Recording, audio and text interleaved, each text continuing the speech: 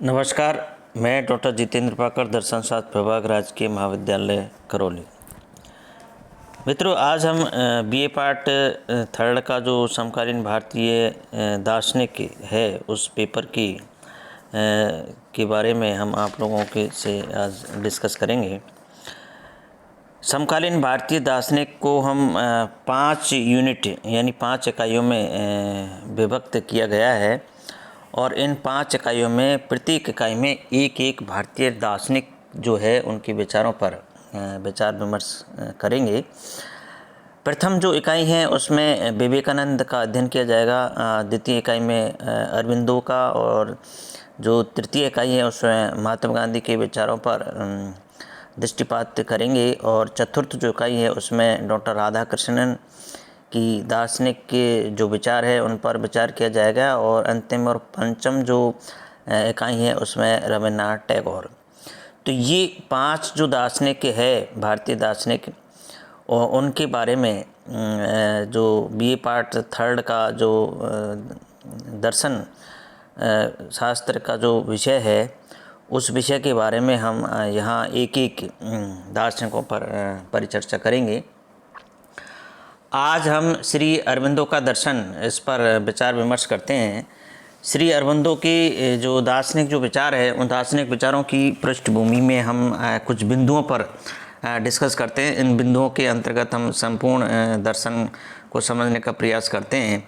तो अरविंदो का जो पूर्णवाद या पूर्ण अद्वैतवाद की जो अवधारणा है उस पर हम चर्चा करेंगे। इसके बाद में निषेधों के जो 2 रूप है इसकी उस पर भी चर्चा की जाएगी। इसका जो सत्य का जो विचार है, सत्य विचार है, उस विचार की हम चर्चा करेंगे। और सत्ता के जो स्तर है, कितने स्तर माने गए हैं, सृष्टि का स्वरूप किस प्रकार से अरविंदो मानता है, माया का जो प्रत्यय है, कॉन्सेप्ट ऑफ माया, उसके बारे में अरविंदो के क्या विचार है, अस्तित्व का जो सिद्धांत है उस सिद्धांत पर भी हम विचार विमर्श करेंगे। विशेष रूप से मानव का जो स्वरूप है उस मानव के स्वरूप पर अरविंदो के क्या विचार है, उन विचारों की भी हम बात करेंगे। और जो पुनर्जन्म की जो अवधारणा है, जो भारतीय परंपरा में पुनर्जन्म को प्राचीन काल से माना गया है, उस पर भी हम अरविंदो के विचारों का दृष्टिपात करेंगे। कर्म सिद्धांत जो भारतीय दर्शन का बहुत महत्वपूर्ण सिद्धांत है उस पर भी हम अरविंदो के विचारों के संदर्भ में देखने का प्रयास करेंगे। अज्ञान का स्वरूप क्या है, अज्ञान के सप्त रूप कौन कौन से हैं, और जो अतिमानस है, सुपर माइंड जो है, उस सुपर माइंड जो महत्वपूर्ण जो इसका जो टॉपिक है अतिमानस, इस पर भी हम चर्चा करेंगे। त्रिवेद रूपांतरण, दिव्य जीवन और पूर्ण अद्वैत योग, ये कुछ बिंदु है जिन बिंदुओं के अंतर्गत हम श्री अरविंदो के दर्शन को समझने का प्रयास करते हैं। तो अब यहाँ इसकी जो पृष्ठभूमि है उस पृष्ठभूमि के अंतर्गत हम देखते हैं कि अरविंदो के विचारों पर प्लेटो, अरस्तु के आधुनिक आदर्शवाद तथा प्रत्ययवाद का तथा तत्वमीमांसीय जो विचारकों हैं, हेरोल्ड व्हाइटहेड, बर्कशा आदि का प्रभाव दिखाई पड़ता है। यानी अरविंदो के जो दार्शनिक के जो विचार है वो कहाँ कहाँ से प्रभावित हुए, यानी इन विचारों पर अरविंद पर किन दार्शनिकों का प्रभाव पड़ा, उनमें हम प्रमुख रूप से जो पाश्चात्य जो दार्शनिक है, प्राचीन दार्शनिक प्लेटो और अरस्तु उनका, और इसके बाद में जो तत्वमीमांसीय दार्शनिक है हेरोल्ड व्हाइटहेड, बर्कशा आदि का प्रभाव इनकी दार्शनिक विचारों पर हमें देखने को मिलता है। भारतीय दर्शन के अद्वैत वेदांत तथा योग दर्शन का अरविंद के दर्शन पर विशेष प्रभाव दिखाई देता है। भारतीय दार्शनिक परंपरा में जो बीए पार्ट थर्ड में हमने भारतीय दर्शन की जो संप्रदाय पढ़े हैं उनमें अद्वैत वेदांत और योग दर्शन, इन दोनों दर्शनों का अरविंदो के दार्शनिक जो विचार है उन पर बहुत महत्वपूर्ण प्रभाव देखने को हमें मिलता है। तो ये इसकी पृष्ठभूमि है। इसके बाद में हम देखते हैं नामकरण। यद्यपि अरविंद के दर्शन को अध्यात्मवाद, आइडियलिज्म की संज्ञा दी जा सकती है क्योंकि वे सत्य का स्वरूप आध्यात्मिक मानते हैं, यानी जो सत्य है वो आध्यात्मिक है, भौतिक नहीं है। तथापि उनके अनुसार सत्य में आध्यात्मिक के साथ साथ में भौतिकता को भी स्थान दिया गया है। ऐसा नहीं है भौतिकता को ये नकारते हैं, बल्कि आध्यात्मिकता को ये ज़्यादा महत्व देते हैं। इनके अनुसार सत्य में सभी विभिन्नताएं अपनी विभिन्नताओं को खोकर एक रूप में हो जाती है। इसी कारण अरविंद के दर्शन को पूर्णवाद या पूर्ण अद्वैत की संज्ञा दी जाती है। तो ये यहाँ पर इसके जो दार्शनिक जो विचार है, उन विचारों के नामकरण में हम ये कहते हैं कि अरबिंदो का दर्शन जो है अध्यात्मवाद की ओर संकेत करता है, या इसको हम अध्यात्मवाद कह सकते हैं। इसका जो सत्य विचार है, अरविंद पूर्ण अद्वैत यानी परम सत्य को समझने के लिए दो ही प्रकार के निषेधों, जड़वादी निषेध तथा अध्यात्मवादी निषेध का समन्वय करते हैं। यानी ये जो पूर्ण अद्वैतवाद है, उस पूर्ण अद्वैतवाद को प्राप्त करने के लिए दो प्रकार के निषेध है, जिसमें जड़वादी निषेध और अध्यात्मवादी दोनों का ये समन्वय करने का प्रयास करते हैं। और उनके अनुसार न तो पूर्णतः जड़वादी विचारधारा ठीक है और न ही पूर्णतः अध्यात्मवादी विचारधारा ठीक है। यानी ये मध्यम विचारधारा की बात करते हैं। ये पूर्णतः अध्यात्मवाद और पूर्णतः भौतिकवाद कि मध्य का रास्ता निकालने का प्रयास करते हैं। और इनके अनुसार सत्य में दोनों का स्थान है। अरविंद अपने सत्य संबंधी विचार में भौतिक व आध्यात्मिक दोनों का समन्वय करने का प्रयास करते हैं। यानी जो दो प्रकार की जो अवधारणा है, भौतिकवादी और आध्यात्मवादी, इन दोनों अवधारणाओं का ये समन्वय करने का प्रयास करते हैं। श्री अरविंद के अनुसार परम सत्य सच्चिदानंद रूप है। सच्चिदानंद, सत्य प्लस आनंद। परम सत्य के सच्चिदानंद स्वरूप को समझने के लिए सत्य, चित्त तथा आनंद को पृथक रूप से समझना आवश्यक है।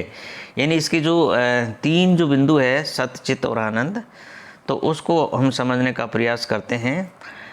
शुद्ध सत्य, अरविंद के अनुसार यद्यपि शुद्ध सत्य का कोई भी वर्णन हम दें वह पूर्ण नहीं होगा, क्योंकि शुद्ध सत्य को भौतिक दृष्टि से नहीं जाना जा सकता।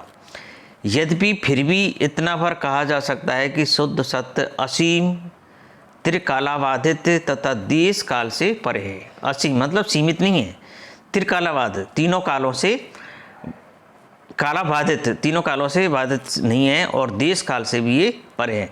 तो ये शुद्ध सत्ता की ये बात इस प्रकार से रूप से करते हैं। चित्त शक्ति, जिस प्रकार निरपेक्ष सत्य शुद्ध सत्य के रूप में प्रतीत होता है, उसी प्रकार शुद्ध सत्य शक्ति के रूप में प्रतीत होता है। अरविंद के अनुसार यह शक्ति सत्य में निहित है। अब चूंकि यह शक्ति चेतन सृजनात्मक शक्ति है, इसलिए इसे चित्त शक्ति भी कहते हैं। यह शक्ति ही जगत के रूप में अव्यक्त होती है। तो ये जो है चित्त शक्ति के रूप को इस प्रकार से ये व्याख्या करने का प्रयास करते हैं। तीसरा इसका आनंद, परम सत्य आनंद रूप है। आनंद उसका गुण नहीं वरण स्वरूप है। जो परम सत्य है, जो सत्ता है, जो शुद्ध सत्य है, वो एक आनंद रूप में है, और उसका ये कोई गुण नहीं है। जो गुण तो हमेशा बाह्य आरोपित होता है, ये इसका स्वरूप है। यानी जो परम सत्य है, आनंद उसका स्वरूप है, आनंद उसमें ही निहित होता है। तो ये इस प्रकार से यहाँ पर ये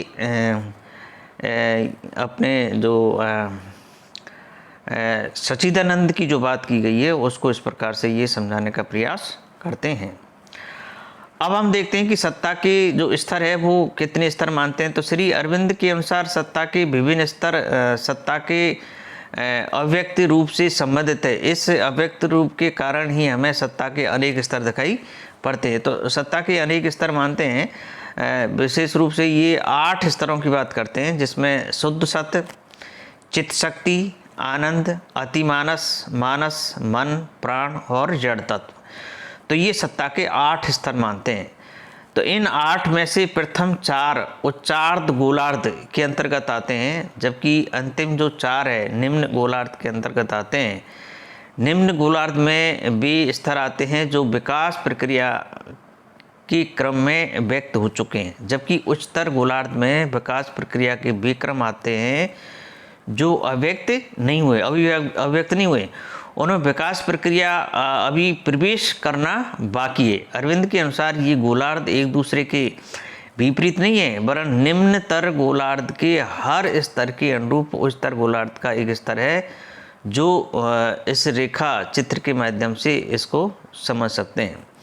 जैसे उच्चतर गोलार्ध में शुद्ध सत्य, चित्त शक्ति, आनंद और अतिमानस, ये 4 है। और निम्न गोलार्ध में मानस, मन, प्राण और जड़ तत्व। तो ये इसका एक चित्रण यहाँ दिया गया है कि शुद्ध सत्य, चित्त शक्ति, आनंद और अतिमानस ये उच्चतर गोलार्ध के अंतर्गत आते हैं। मानस, मन, प्राण और जड़ ये निम्नतर गोलार्ध के अंतर्गत आते हैं। ये इस प्रकार से इस चित्र के माध्यम से समझाने का इन्होंने प्रयास किया है। अरविंद के अनुसार सच्चिदानंद अतिमानस की क्रियात्मकता के साथ जगत में अवतरित होता है। यानी अरविंद ये कहते हैं कि जो सच्चिदानंद है वो अतिमानस की क्रियात्मकता के साथ जगत में अवतरित होता है, जबकि हम जड़ तत्व, प्राण, मन, मानस आदि के माध्यम से उच्चतर रूपों को प्राप्त करने में प्रवृत्त होते हैं। तो ये इस प्रकार से इस को समझाने का ये यहाँ पर इस प्रयास करते हैं। अब हम ये देखते हैं कि अरविंद का जो सृष्टि का जो स्वरूप है वो किस प्रकार से इनको मानते हैं। तो अरविंद के अनुसार परम सत्य की आह्लादपूर्ण अभिव्यक्ति ही सृष्टि है। जो परम सत्य है उसकी आह्लादपूर्ण का मतलब खुशी, आनंदपूर्वक अभिव्यक्ति को सृष्टि कहते हैं। वस्तुतः एक छोर पूर्ण ज्ञान है और दूसरे छोर पर ज्ञान शून्यता है। अज्ञान इन दोनों के मध्य आता है। सृष्टि इसी अज्ञान के क्षेत्र में आती है। तो जब परम सत्य की चित्त शक्ति, परम सत्य की लीला आह्लाद के कारण जगत में अव्यक्त होती है तो उसे सृष्टि कहते हैं। तो ये जो परम शक्ति है, चित्त शक्ति है, वो शक्ति इस जगत के रूप में अव्यक्त होती है और उसको हम ये सृष्टि कहते हैं। चूँकि सृष्टि परम सत्य की चित्त शक्ति की ही अभिव्यक्ति है। यानी जो परम सत्य, अल्टीमेट जो रियलिटी है, उस अल्टीमेट रियलिटी की जो चित्त शक्ति है वो जगत के रूप में अव्यक्त होती है। इसलिए यह भ्रामक न होकर के सत्य ही है, यानी जगत को ही सत्य मानते हैं। सृष्टि का कारण परम सत्य आह्लाद या लीला है, इसलिए सृष्टि आह्लादपूर्ण भी है। किंतु सृष्टि सीमित अर्थ में ही सत्व आनंद रूप है, असीमित अर्थ में नहीं है। तो ये इस प्रकार से सृष्टि की स्वरूप की व्याख्या करने का ये प्रयास करते हैं। आगे का जो बिंदु है वो है अस्तित्व संबंधी सिद्धांत। अरविंद के अस्तित्व संबंधी सिद्धांत में भौतिकता तथा आध्यात्मिकता दोनों का समन्वय मिलता है। उनके अनुसार भौतिक रूपों का विकास तभी संभव है जबकि उनमें आध्यात्मिक तत्व मौजूद हो। इस प्रकार अरविंद अपने इस सिद्धांत में ब्रह्मांड तथा परमात्मा दोनों को समुचित महत्व देते हैं। इसी कारण उनके अस्तित्व संबंधी सिद्धांत को पूर्ण अद्वैतवादी तथा सांश्लेषिक सिद्धांत भी कहा जाता है। तो ये इस प्रकार से यहाँ पर अरविंद के जो विचार है अस्तित्व संबंधी सिद्धांत, उस पर हमने ये इस प्रकार से ये दृष्टिपात किया है। अब हम ये देखते हैं कि जो मानव का जो स्वरूप है, उस मानव के स्वरूप में अरविंदो के किस प्रकार के जो विचार है, इन विचारों की हम परिचर्चा करते हैं। अरविंद के अनुसार मानव का वह रूप वास्तविक नहीं है जो कि इंद्रियों द्वारा प्राप्त होता है। यानी इंद्रियों के द्वारा जो मानव का रूप प्राप्त होता है उसको ये वास्तविक रूप नहीं मानते। अरविंद के अनुसार मानव के स्वरूप के दो पक्ष है, उच्चतर पक्ष और निम्नतर पक्ष। उच्चतर जो पक्ष है वो जीवात्मा है, यानी आत्मा है, जीव है, जो कि मानव की केंद्रीय सत्ता है। यानी जो मानव है उसके मानव के केंद्र में जो जीवात्मा है, आत्मा है, वो उसकी केंद्रीय सत्ता है, ये उच्चतर पक्ष है। जबकि निम्नतर पक्ष के दो भेद है, बाह्य पक्ष और आंतरिक पक्ष। आंतरिक पक्ष जो चैत्य पुरुष तथा बाह्य पक्ष इसका शरीर है। अरविंद के अनुसार निम्नतर पक्ष का मानव ही विकास प्रक्रिया का मानव है, जबकि उच्चतर पक्ष विकास से परे है। क्योंकि उच्चतर पक्ष तो आत्मा है और आत्मा तो विकास से परे है, वो तो पूर्ण रूप से पहले से ही विकसित होती है। तो इस प्रकार से यहाँ ये मानव का जो स्वरूप है उसकी ये इस प्रकार व्याख्या करते हैं। अब ये देखते हैं कि पुनर्जन्म के संबंध में अरविंदो के क्या विचार है। तो अरविंद के अनुसार अभी तक विकास प्रक्रिया मानस स्तर तक पहुंच चुकी है और अति मानस के स्तर में प्रवेश के लिए आतुर है, लेकिन मानव एक ही जन्म में अति मानस के स्तर को प्राप्त नहीं कर सकता है।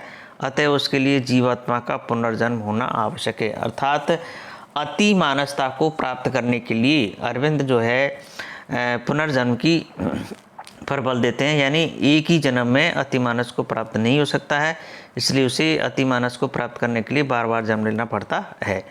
तो ये पुनर्जन्म के बारे में कि जो अरविंदो है वो पुनर्जन्म को मानता है।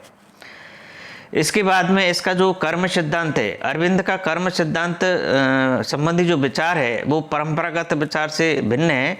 अरविंद के अनुसार केवल कर्म सिद्धांत से सब कुछ की व्याख्या नहीं की जा सकती है। कर्म नियम यंत्रवादी है, अतएव इससे आध्यात्मिक तत्व यानी जो आत्मा की व्याख्या करना सही नहीं है। उसके अनुसार आध्यात्मिक शक्ति तो स्वयं हम नियम को दिशा देती हैं। कर्म नियम स्वयं आत्मा पर आश्रित है, न कि आत्मा पूर्ण कर्म से संचालित होती है। तो ये इस प्रकार से इनके कर्म से संबंधित जो सिद्धांत है वो उसकी मान्यता है वो इस प्रकार से। अज्ञान, भारतीय दर्शन में अज्ञान को ज्ञान का विपरीतार्थ माना गया है, यानी ज्ञान के जो विपरीत है वह ज्ञान है, जबकि अरविंद इसे ज्ञान का विपरीत नहीं मानते हैं। ज्ञान का विपरीत तो ज्ञान शून्यता है, जिसे हम वास्तव में अज्ञान कहते हैं, वह पूर्ण या आंशिक ज्ञान है। इस प्रकार यद्यपि अज्ञान ज्ञान नहीं है तथापि वह ज्ञान से पूर्णतः भिन्न भी नहीं है। यह ज्ञान तथा ज्ञान शून्यता के बीच की स्थिति है। श्री अरविंद के अनुसार हम अपने आत्म अज्ञान में अज्ञान के निम्न 7 रूपों को पकड़ पाते हैं, जैसे प्राथमिक या आदि अज्ञान, ब्रह्मांड मूलक अज्ञान, अहं केंद्रित अज्ञान, सामयिक अज्ञान, मनोवैज्ञानिक अज्ञान, राचनिक अज्ञान और व्यवहारिक अज्ञान। तो ये इस प्रकार से ये जो है अज्ञान के बारे में जो इनके जो विचार है वो इस प्रकार से है। अब इनका जो एक महत्वपूर्ण जो सिद्धांत है वो है अतिमानस। यह उच्चतर गूढ़ार्थ का प्रथम स्तर है जो हमने देखा ऊपर। इसमें परम सत्य की सतत चेतना होती है, इसी कारण इसे चरम सत्य चेतना भी कहा जाता है। यह सृष्टि और परम सत्य को संबंधित करने वाली कड़ी है। जब यह सच्चिदानंद के एकात्मक रूप में विविधित कर देता है तो सृष्टि होती है। इस अर्थ में यह सृजनात्मक भाव है तथा यह चरम सत्य की चेतना है, इसी कारण यह सत्य भाव भी है। यह मानव का चरम लक्ष्य है, क्योंकि इसको प्राप्त करके ही मानव जो सत्य के अद्वैत स्वरूप को जान सकता है। यह जब निम्न रूपों में अवतरित होता है तब इसके त्रिविध रूप प्रकट होते हैं। प्रथम स्थिति में इसमें संगठित एकात्मकता अशांत होने के लिए तत्पर हो जाती है। द्वितीय स्थिति में अतिमानस में संगठित जगत के विभिन्न रूप व्यक्त हो जाते हैं और तृतीय स्थिति में अतिमानस जगत के प्रत्येक रूप तथा प्रत्येक केंद्र में पूर्णतः व्यक्त हो जाता है, किंतु तीनों अवस्थाओं में एकात्म की चेतना रहती है। तो ये इसके अतिमानस से संबंधित जो विचार है वो इस प्रकार से है। अब हम ये देखते हैं कि भाई त्रिविध जो रूपांतरण है, अरविंद के अनुसार मानस के स्तर से उस स्तर क्षेत्र में प्रवेश पाने के लिए रूपांतरण आवश्यक है। चैत्य रूपांतरण, चैत्य पुरुष की भौतिक, मानसिक तथा जैविक जीवन की जागृति ही चैत्य रूपांतरण है। ये चैत्य रूपांतरण है। इसके बाद में आध्यात्मिक रूपांतरण, चैत्य आत्म का आध्यात्मिक रूपों की ओर उन्मुख होना ही आध्यात्मिक रूपांतरण है। अतिमानसिक रूपांतरण, जब अतिमानस का अवतरण आध्यात्मिक स्तर पर हो जाता है तो उसे अतिमानस रूपांतरण कहते हैं। तो ये इस प्रकार से ये 3 प्रकार के रूपांतरणों की ये बात करते हैं, जिसको त्रिविध रूपांतरण बोलते हैं। अब इसका जो दिव्य जीवन है, श्री अरविंद के अनुसार दिव्य जीवन की अवधारणा अभी तक आदर्श है। जब सभी पुरुषों में अतिमानस का अवतरण होगा, सभी पुरुष ज्ञान पुरुष बन जाएंगे तो उनका जीवन दिव्य जीवन कहलाएगा। इस जीवन में सुख दुख, चिंता, कलेश, सफलता, निष्फलता, भावना, संकट आदि के भाव समाप्त हो जाएंगे। यह जीवन पूर्णतः आनंद व आह्लाद का जीवन होगा। लेकिन ये जो दिव्य जीवन है, ये दिव्य जीवन तभी हो सकता है जब इस सभी पुरुषों को अतिमानस का अवतरण प्राप्त होगा। और ये सभी जीवों को अतिमानस प्राप्त होना एक बहुत बड़ा लंबा प्रोसीजर है, लंबा कार्य है।